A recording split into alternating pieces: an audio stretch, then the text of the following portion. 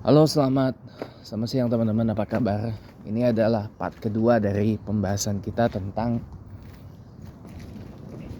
tidak semua orang harus dirangkul ya. Dan hati-hati dalam membuat satu circle atau lingkaran pertemanan, sosialisasi, pergaulan. Itu harus hati-hati teman-teman. Karena dari circle kita menentukan bagaimana hari kita ke depan. This is important. Tapi gak diajarin di sekolah, gak diajarin juga di kampus, ya kan? Nah, saya banyak dapat ilmu ini dari mana? Dari para trainers, dari para coaches, daripada mentors, daripada motivators atau suggesters, ya. Gak semuanya harus dirangkul, teman-teman. Gak semua harus kita befriend, kecuali ya kalau untuk sekedar ya befriend, temenan, ya halo apa kabar, gimana cuaca hari ini ya, gimana hidupnya, how's your life, how's the weather today, dan sebagainya.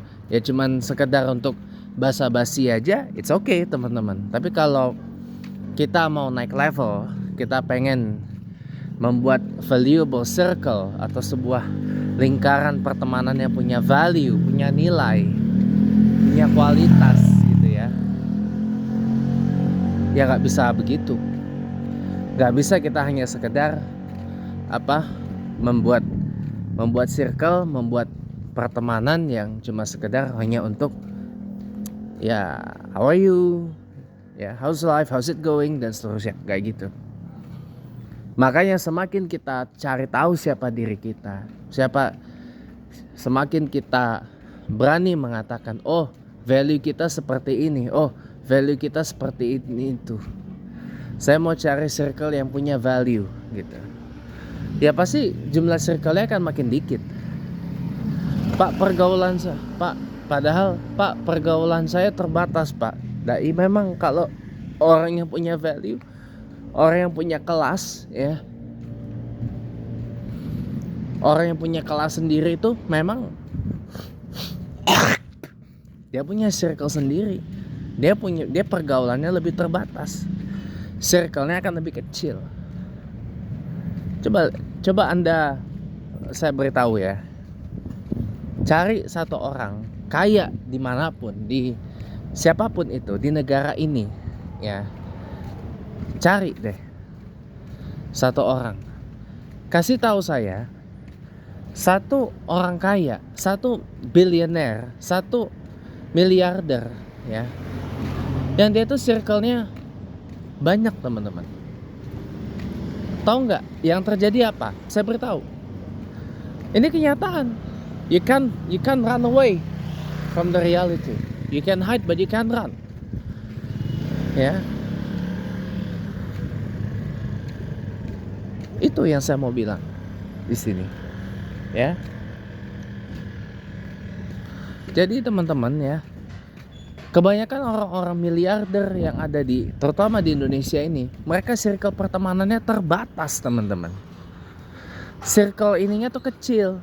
Paling enggak kalau ya apa yang disebut billionaires club, ya paling circle-nya ya orang-orang itu juga. Kalau enggak sesama billionaires club, ya paling circle-nya dengan sesama para orang-orang kaya yang lain.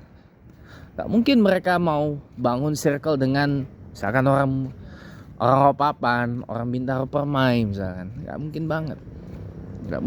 Atau orang camar, penguin gitu. Gak mungkin banget. Gak mungkin banget. Pasti mereka membuat circle berbasis value, berbasis nilai yang mereka punya gitu.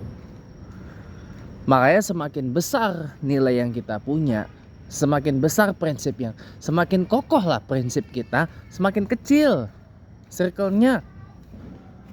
Ya, semakin teguh pendirian kita, semakin kokoh. Singkatnya gini deh, biar gak terlalu bias ke sana gitu. Saya beritahu Anda begini, ini dari pengalaman pribadi saya aja ya. Semakin teguh kita berpendirian, semakin kokoh kita punya prinsip, semakin teguh kita punya ideologi, garis posisi dan sikap yang jelas, ya, semakin kecil circle-nya. Pasti. Pasti. Karena zaman sekarang ini orang kalau mau sukses di Indonesia ini harus flip flop, harus ngejilat, harus wolak-walik. Kalau mau aman, dapat jabatan, dapat harta, dapat uang, ya harus flip flop, harus jilat, harus pandai kissing other people's ass. Itu kalau bahasa Inggrisnya. Maaf ya kalau kasar bahasanya, karena memang itu kenyataannya. Nah, semakin kita menjauh dari itu semua, semakin kecil circle kita. Orang bilang sekarang koneksi, ordal kalau mau dapat kerja, ya kan? Mohon maaf ya. Mohon maaf. Ini saya bukannya gimana-gimana, ya. Saya setuju dengan mama saya. Karena saya juga punya role model. Pak Wisnu Tama. Tahu Pak Wisnu Tama nggak? Ya, mantan CEO-nya Trans TV, Transmedia, ya, mantan CEO-nya Net TV, mantan Menteri Pariwisata, ya, terus sekarang di Telkomsel jadi komut, ya, bener ya, Komisaris Utama Telkomsel, ya, Pak Wisnu Tama itu lama berkiprah di Indosiar, ya, Pak Wisnu Tama tuh, ya, coba. Pak Wisnu Tama tuh bisa dapat gawean kayak gitu nggak dengan modal koneksi. Kayak modelan kayak saya gini, nggak ada koneksi saya di mana-mana. Modalnya cuman berangkat dari rumah, bawa CV, naik kendaraan, makan, nunggu, dan ya banyak. Entah diterima atau ditolak atau gimana. Ya seperti itu perjalanannya. Dan memang itu yang harus diambil. Dan memang itu yang harus jalanin. Malah, maaf nih, saya tuh lebih mengapresiasi orang yang dia dapat kerja itu bukan karena faktor ordal. Karena biasanya orang yang kerja di sana karena faktor ordal, orang dalam, dia kerjanya nggak bakal pro, nggak bakalan. Dia kerjanya nggak bakal dedikatif. Selama orang yang masukin dia ada di situ, dia mau hanah-heneh, dia mau leha-lehoi segala macam, dia mau kerjanya amburadul, acak-acak asal-asalan gitu, ya, ya aman. Kalau kejadiannya begitu, ya aman, ya, karena dia ada orang dalam. Lebih tragisnya lagi, tahu nggak? Orang dalamnya ini adalah orang yang boleh saya bilang adalah keluarga dari tempat dia bekerja. Jadi atasannya itu dia bekerja untuk keluarganya si ordal ini. Padahal si ordal ini jabatannya bukan petinggi perusahaan, enggak, cuman apa ya, kayak manajer doang, gitu loh. Tapi keluarganya own. Tapi keluarganya pemilik, bahkan pemegang saham terbesar. Misalkan, ya udah. Jadi itu lebih tragis lagi. Atasannya nggak bisa berbuat apa-apa palingan. Ujung-ujungnya paling nanti diadukan, ya. Wah nih bosmu gini. Dihubungi nih sama ini. Wah ini. Yang dipecat bukannya dia yang kerjanya amburadul hana-hono yang nggak karuan. Yang dipecat justru siapa? Atasannya, HRD-nya, amburadul lah itu. Amburadul itu. CEO-nya dipecat, CFO-nya dipecat, HRD-nya dipecat, mati udah. Ya. Coba andaikan seperti itu, ya. Ya rungkat duluan itu usaha, rungkat duluan itu bisnis, rungkat duluan itu perusahaan. Bener dah. Kalau saya yang ada di posisi itu. Ya. Itu makanya saya nggak pernah respect dengan orang yang kerjanya itu pakai ordal. Saya nggak pernah respect loh, jujur sejujur-jujurnya. Karena apa? Karena ada potensi kolusi dan nepotisme di situ. Ya itu tadi saya kasih contohnya itu.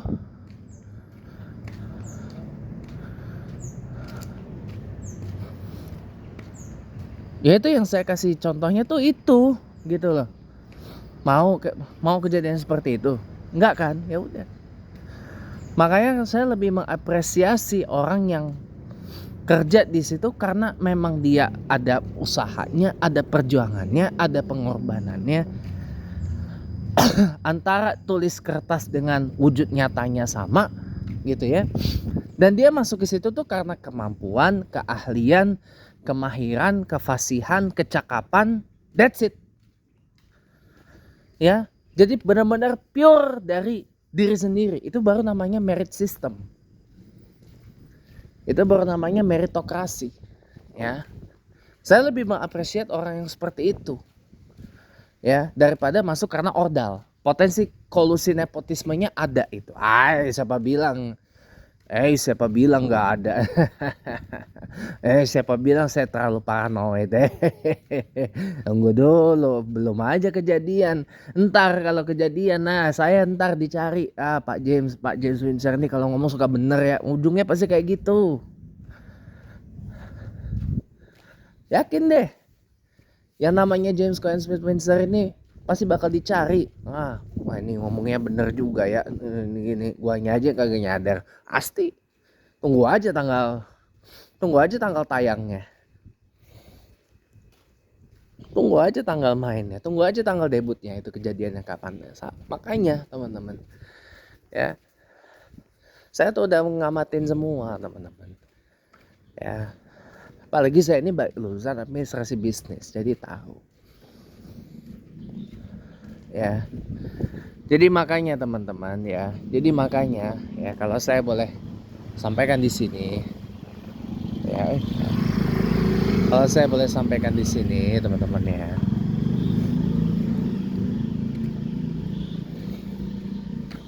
Memang nggak semua orang tuh bisa kita gaulin, nggak bisa teman-teman. Kalau kita mau increase our value, cari orang yang valuable, cari orang yang punya value, cari circle yang isinya orang yang punya value. Ya, kalau kita pengen jadi orang pandai, orang pinter, orang genius bahkan, ya, atau orang yang expert di bidang tertentu, ya cari circle yang isinya para experts. Ya nggak bisa kita pengen expert di bidang apa, misal di bidang maritim teknologi atau teknologi kelautan, ya kalau gaulnya sama orang-orang bapak-bapak komplek Bintaro Permai ini tiap pagi jalan aja, belum tentu mereka backgroundnya adalah maritim engineering.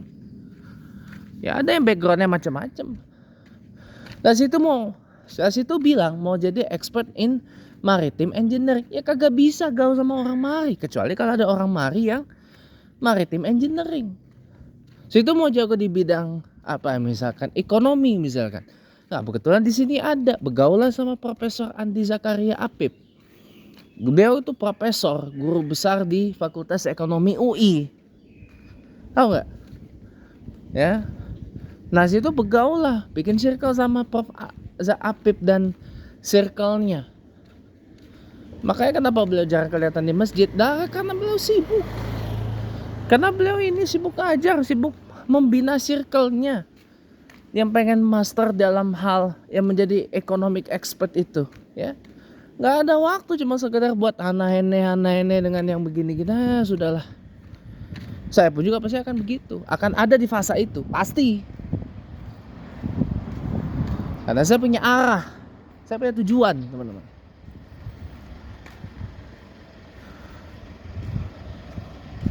Contoh kenapa sekarang saya lamar ke Kedutaan Besar Australia untuk Indonesia di Jakarta. Ya karena memang saya pengen berkiprah di dunia diplomasi. Saya pengen berkiprah di dunia hubungan internasional. Dan saya juga pengen jadi international relations expert. Ya nggak? Ya begaulnya sama orang-orang international relations expert lah. Nggak mungkin lah sampai begaul sama petinggi-petinggi RW 08 Bintaro Permai ini. Nggak mungkin banget. Orang nggak ada yang expert di bidang itu. Nah gimana? Bukan saya ngeremehin, fakta.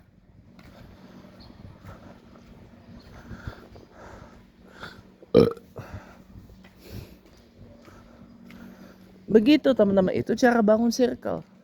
Kalau teman-teman pengen jadi socialite, ya gabung dengan circle socialite.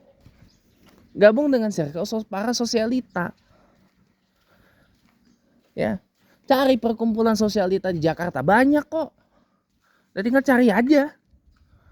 Gak usah nanya saya, cari perkumpulan sosialita, ibu-ibu sosialita di Jakarta banyak teman-teman, banyak. Jangan salah, saya kasih tahu nih, ya, istri-istri para pejabat-pejabat itu mereka juga tergabung dalam klub sosialita, bahkan mereka bikin sosialita sendiri. Bikin klub sosialita sendiri. Nggak percaya, silahkan buktikan omongan saya. Cari. Mereka bikin geng sosialita sendiri. Nggak percaya, buktiin sendiri dah. Saya males kalau udah nerangin itu. Ya. Nanti cari, baru di situ ambil ilmunya. Itu teman-teman. Jadi maaf ya teman-teman ya. Bukannya gimana-gimana gitu ya. Memang kadang-kadang kita ngeluh, Pak, dunia ini kecil kali. Memang dunia kita yang kecil. Sebenarnya dunia luas, tapi kita yang mengecilkan gitu loh. Pak, ini lowongan kerja terbatas, Pak. Ya, lowongan kerja banyak, tapi yang sesuai dengan apa yang kita mampu, sesuai dengan apa yang kita fase, sesuai dengan apa yang kita mahir ya terbatas memang. Itu cara berpikir yang benar. Itu cara berpandangan yang benar. Itu cara bersikap yang benar. Percayalah, dunia itu luas teman-teman. Tapi ingat, seluas-luasnya dunia, ingat kalau kita pengen punya arah, kita pengen punya tujuan, kita pengen punya value, ya terapkan batasan dalam hal yang positif. Itu aja. Terima kasih banyak udah nonton.